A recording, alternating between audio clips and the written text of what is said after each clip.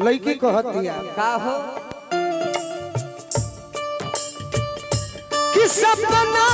हो गइल सो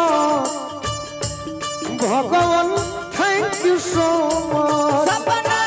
हो गइल सो भगवान थैंक यू सो मच सपना हो गइल सो भगवान थैंक यू सो मच सपना हो गइल सो भगवान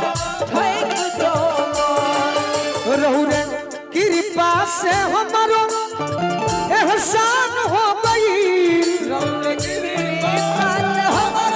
संतोष भैया तोर से हो गई रहु रे कृपा से हमारो एहसान हो गई देखो लड़की का कहतिया का कहतिया सुतनी राजा जी के कोरवा पे जवान हो गई सुतनी राजा जी के कोरवा पे जवान हो गई सुतनी राजा जी के कोरवा पे जवान हो गई सुतनी राजा जी के कोरवा पे जवान हो गई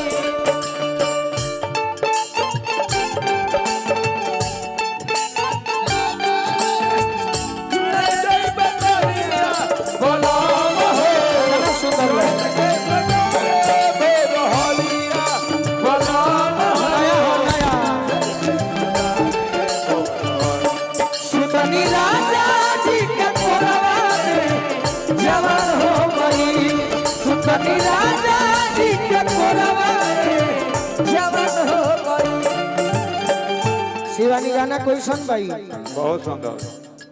लड़की कहते कि प्रभु जी सुनी सुनी सुनी अब सुनी और एगो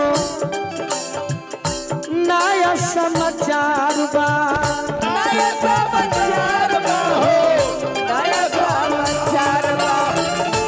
चलो त छौआ पौआ भारी हमार बा भारी हमार बा हो भारी हमार बा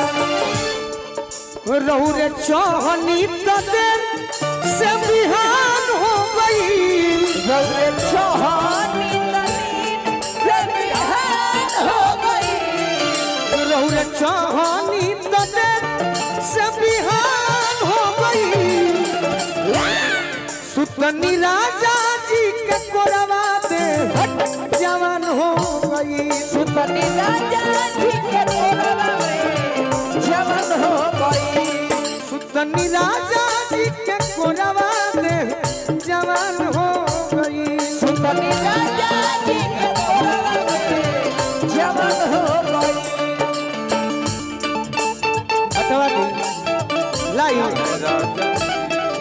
हमारे बाजी दिक्कत करना खाली लाइव के तो कंट्रोल करो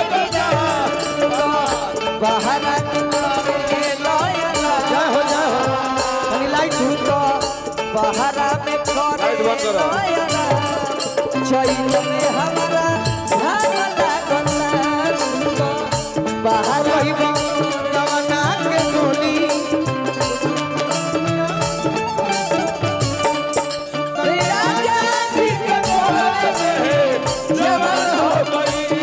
सुतनी राजा जी के कोरवा और का और का मुकेश भैया दूसरा लाइन का हो चढ़ा आवे वाला दिन भी हसीन हो खेराम जी हफिल हो राम जी सोनू संग दिल संग करी प्रणाम जी कोरी प्रणाम जी कोरी प्रणाम जी पहिला राती गोलू हमारा वरदान हो गई पहिला राती गोल हमारा वरदान हो गई हमारा खाती पहिला राती वरदान हो गई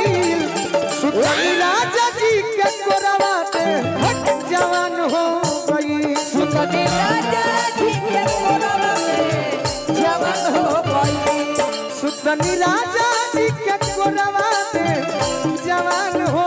गई सुतनी राजा जी के और का हिमांशु राय जी की ओर से आशीर्वाद मिलल, संतोष भैया की ओर से आशीर्वाद मिलल,